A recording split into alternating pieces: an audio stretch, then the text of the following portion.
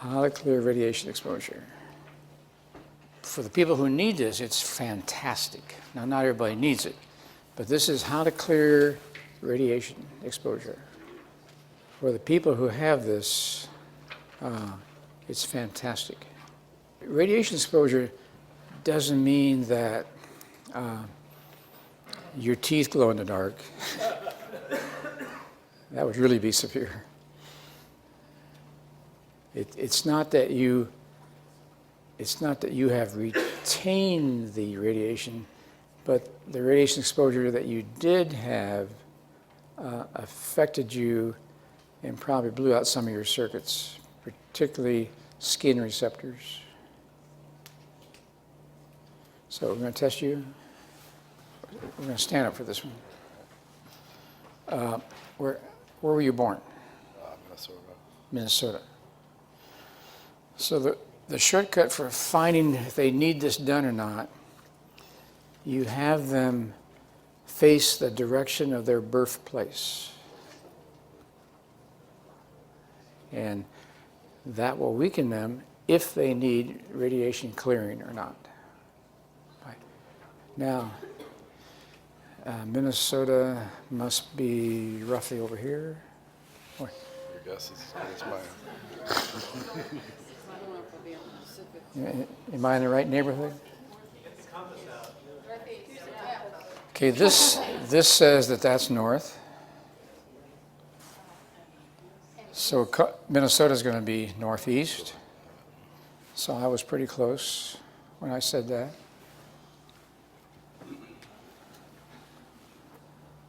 So we're going to move slightly.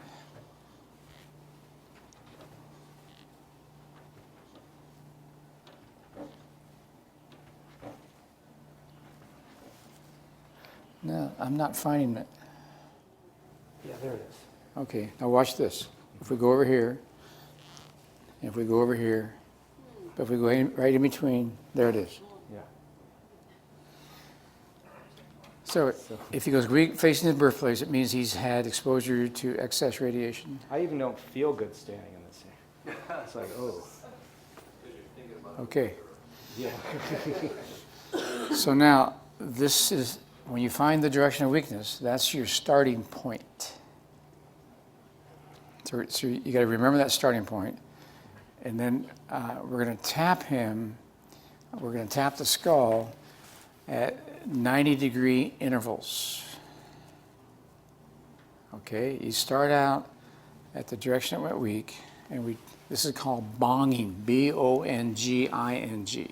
Didn't Michael Phelps do this?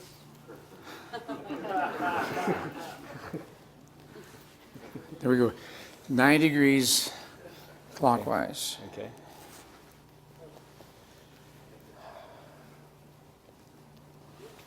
Nine degrees clockwise.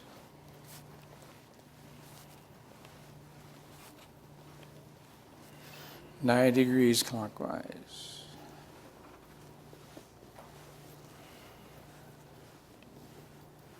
Nine degrees clockwise. We're back to the original direction. Now you go 9 degrees counterclockwise.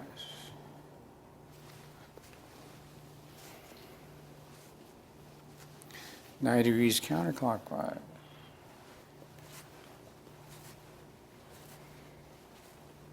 Nine degrees counterclockwise. 9 degrees counterclockwise, which means you're back to your original direction, which means you've tapped this direction 3 times. The other 90-degree corners you've tapped twice. So now you retest the muscle that originally made him go weak, the original direction, and that should be gone. And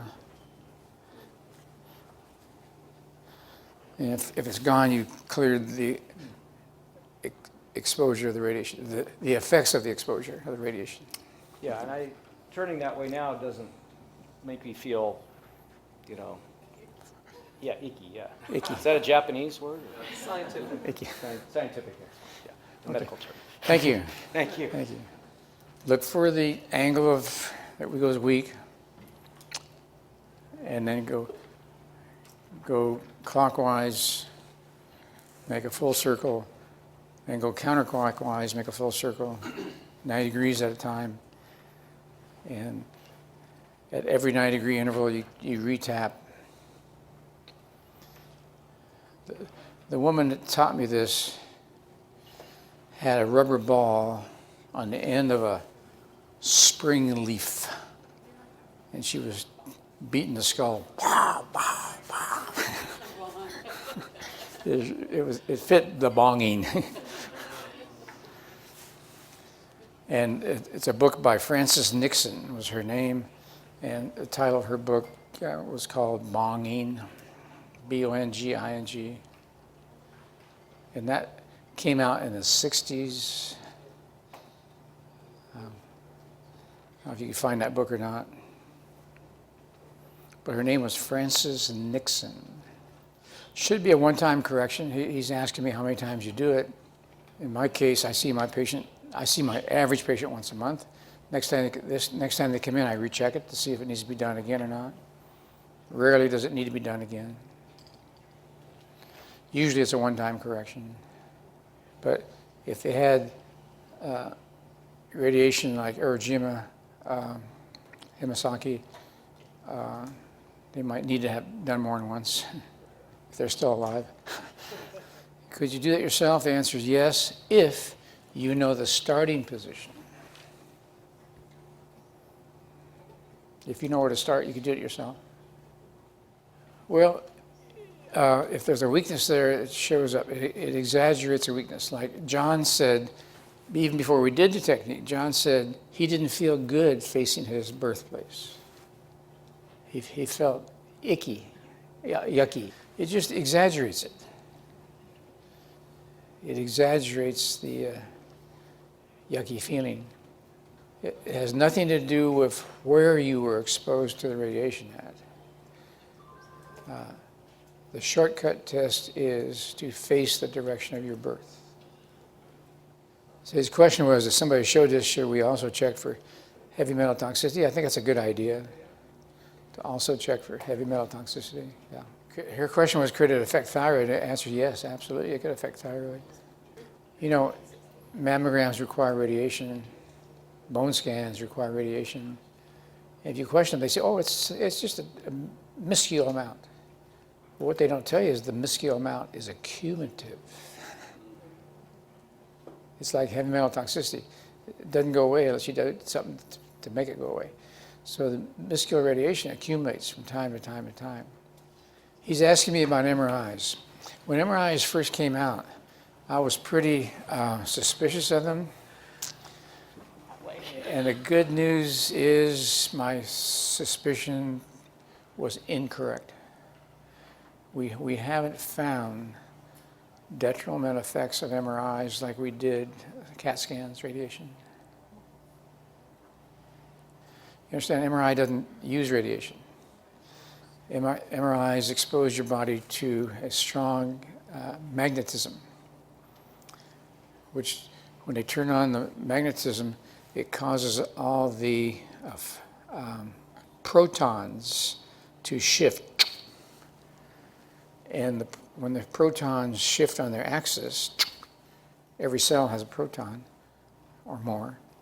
That's what makes the image on the X-ray film, is the protons. So the protons are so tiny, is why the MRI is more detailed than a CAT scan is. They can see tinier, smaller parts on MRI compared to a CAT scan. And so far, we've not found a detrimental reaction to the MRI. So you were facing where I think it went, North Dakota. Yeah. Now, move a little bit this way. Strong. Move a little bit this way. Strong. Right there. She's weak. Yeah. And I feel nauseous. Okay, so here we go. Okay, clockwise.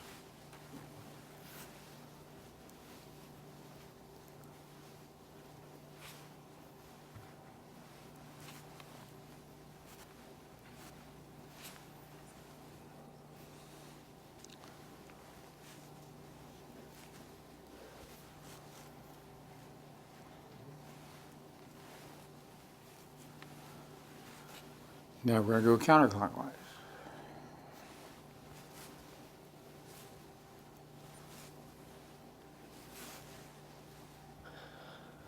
I'm messing up your hair. I don't care.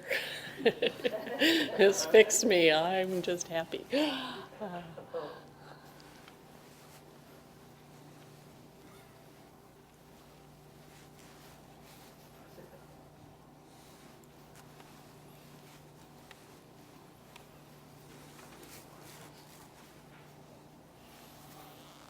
Now, I don't want to put words in your mouth, but how do you feel now? I don't feel nauseous. I felt better even as it was going on. It's like, and it feels, it's like I feel my current is welling right now. It's like it's getting bigger, like there was something holding it back. And I've had thyroid problems on and off my whole life that I can't attribute to anything. So Okay, one more piece of the Thank jigsaw you. puzzle. I understand, it almost looks too good to be true. But I'm telling you, the body does not lie. We, kinesiologists, we don't always understand what the body's trying to tell us. We're trying very hard to learn what the body's trying to tell us. But the point is, the body doesn't lie.